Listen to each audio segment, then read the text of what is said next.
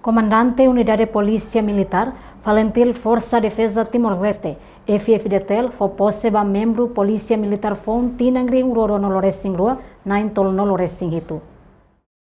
Cerimônia tomada de posse para membro Polícia Militar Fon Naintol Noloresing itu ne, halau ya quartel Polícia Militar Quintal Bot Dile, quarta-feira loron Noloresing ne, fulang outubro Tinangri Rua Noloresing Rua. Membro Polícia Militar Fon Sirane termina uma formação moberenen durante fulantolo. Comandante Polícia Militar Major Abel da Costa Xavier Niki Hateten, foi finaliza a formação formando nain tolo Noloresing itu, serviço ona no dar Polícia Militar. Membro Polícia Militar nain tolo Noloresing itu ne, completa número efetivo, onde prensa estrutura no força serviço Unidade Polícia Militar. Membro Polícia Militar nain tolo Noloresing itu ne, se coloca ba ia posto manduki no Baucau.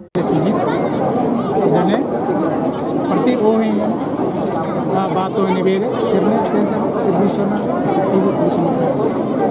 Deve tu coloca bem internamente se coloca se serviço né anexamos a Polícia Militar se selo tuan bem lion sabe se leva este livro se formação depois na Polícia Militar deve efetivo na prensa na estrutura da Polícia Militar também efetivo menos como informar Noloresing itu para completar a força para nivelar o serviço em tempo básico.